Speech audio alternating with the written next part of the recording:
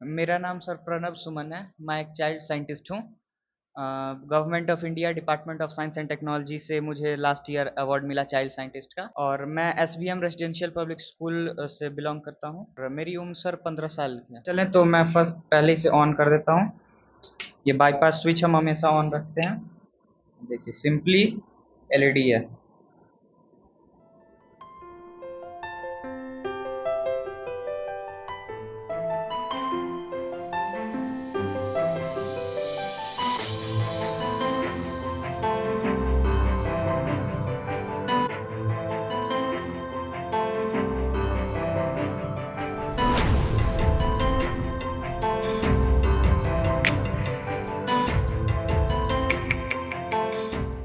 तो आप जो ये इन्वर्टर देख रहे हैं, दरअसल ये स्मार्ट मीट इन्वर्टर है।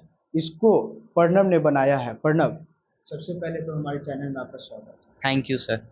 ये इन्वर्टर कैसे बनाया है? सर ये इन्वर्टर में स्पेसिफिक बात है इसकी बैटरी। ये बैटरी मैं आपको दिखाता हूँ। ये देखिए, ये एक बुक साइज का बैटरी है। मार्केट में जो हम जनरली इन्वर्टर खरीदने जाते हैं वो इन्वर्टर बहुत ही कॉस्टली भी आते हैं, और उनका बैटरी जो होता है वो बहुत ही बड़ा साइज का होता है, कॉस्टली होता है, बहुत ही स्पेस हमारा ऑक्यूपाई करता है। इन्वर्टर की घर में कभी कभी कमी महसूस होती थी, गर्मी में लाइट कट जाती थी तो दिक्कत हो जाती थी। और फिर ये इन्वर्टर को डिज़ाइन किया हमने। ये इन्वर्टर फिलहाल इसकी बैटरी, इसकी स्पेसिफिक बात है। ये टेक्नोलॉजी जिससे ये बैटरी बनाई गई है, ये अभी टेस्ला और हुंडई यूज़ करती है कार्स बनाने में। टेस्ला? हाँ, टेस्ला और हुंडई दोनों कंपनी यूज़ कर रही है कार्स बनाने में।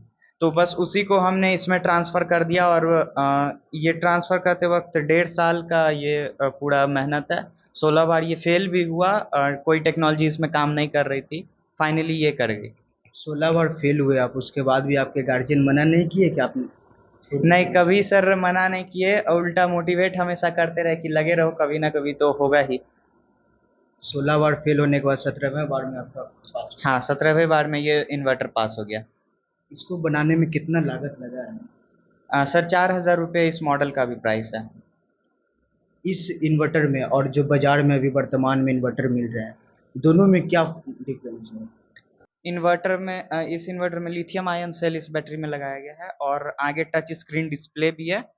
हम टच करते हैं, ऑन हो जाता है, ऑफ हो जाता है। बाकी हर तरह के इंडिकेटर्स आगे डिस्प्ले पे लगाए गए हैं: overload, short circuit, solar charging, AC charging, low battery, and each and every indicators लगाया गया है। और इसके अलावा सबसे बड़ी बात, इसके अंदर माइक्रो कंट्रोलर यूनिट भी है। अगर हम इन्वर्टर अपने घर से कनेक्ट करते हैं, बाई चांस इन्वर्टर में कोई फॉल्ट आता है और हमारे घर में शॉर्ट सर्किट की आग लगने की संभावना होता है, आग लगने से पहले इन्वर्टर समझ आता है कि हाँ, इसने कुछ गलती किया है, और ये अपने आप को भी बचा लेता है और आपके घर को भी बचा लेगा। शॉर्ट सर्किट ना होने देगा, और बाई चांस यदि हो जाता है तो बाईपास स्विच यहाँ पे लगाया गया है, एक एलईडी आगे जल गया होगा। ये bypass switch auto cut off कर देता है आपके घर से कनेक्शन, और इसके कनेक्शन को बीच में ही कट कर देता है, शॉर्ट सर्किट आगे ना बढ़ पाए।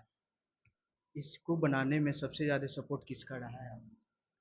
सर इसको बनाने में सबसे ज़्यादा सपोर्ट मेरी फैमिली का ही रहा है, स्पेशली मेरे पापा। खुद पापा साइंस के भी टीचर हैं, और जितने भी थियोरेटिकली नॉलेजेस थे इससे रिलेटेड, वो पापा ही ने दिया। 1.5 साल से पापा भी मेरे साथ इसमें लगे हुए हैं, और ओवरऑल फैमिली का भी पूरा सपोर्ट रहा था, तब ये सक्सेस हो पाया। मिनिमम बैकअप सर इसका बैटरी का 3 घंटा है, मैक्सिमम हम ले जाना चाहें तो 6 घंटा है। इसे क्या क्या चला सकते हैं? हमारे कॉमन यूज़ में sir stand fan, table fan, tube lights, bulb, iron, mixer grinder, ये सभी चीज़ें इस पे चल सकती है। हाँ, बट ओवरलोड जैसे हम एसी, रेफ्रिजरेटर, इस सब का इस पे नहीं दे सकते हैं। एक साथ कितना बल्ब जला सकते हैं? सर मैक्सिमम आप बल्ब जला सकते हैं, 7-8 जला सकते हैं, फिर वही दिक्कत आएगी, बैकअप कम होते जाएगा। मतलब एक रूम के लिए सिर्फ है ये? एक मकान के लिए है सर, एक रूम के लिए नहीं, एक मकान के लिए है। जितना बड़ा मकान आपका 2 BHK 3 BHK है, 3 BHK तक मिनिमम ये लोड उठा लेगा, स्मूथली ये रन कर जाएगा। साइंटिस्ट ही बनना है, और मैं आगे अभी से। कितना मशीन ऐसा बनाना है? सर इससे पहले भी मैं बहुत इनोवेशन कर चुका हूँ, जिसके लिए मुझे अभी यूएसए इंटरनेशनल से भी ऑफर आया है रिप्रेजेंट के लिए। और आगे मेरा दो फ्यूचर प्लान में दो प्रोजेक्ट आ रहा है: आयुष्मान डेंगू प्रोटेक्ट और रेडियम ओम म्यूजिक। और बस सर आगे इसी सब चीज़ों को कंटिन्यू करना है और सोसाइटी के लिए उतने सॉल्यूशंस मुझे निकालने हैं जो कि हमारी लाइफ को और इजी बना दे। किसी कंपनी से आपकी टाई अप हुई है? हाँ सर, अभी स्टार्टअप बिहार के साथ मेरी कंपनी की टाई अप हुई है। 1 महीने में ये प्रोडक्ट मार्केट में आ जाएगा और पब्लिक इसे यूज़ कर सकते हैं। इसका रेंज क्या है?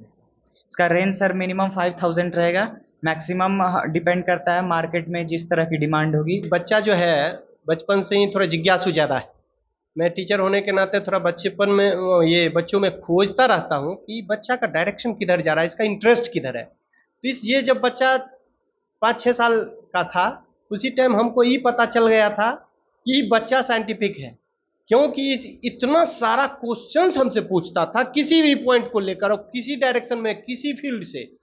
इतना तो ये मैं पता कर लिया कि बच्चा कुछ इनोवेटिव है, क्योंकि मैंने भी बहुत सारा साइंटिस्ट का जीवनी पढ़ा, सब चीज़ पढ़ा, इससे हम लोगों को ये सब आइडिया पता चल जाता है।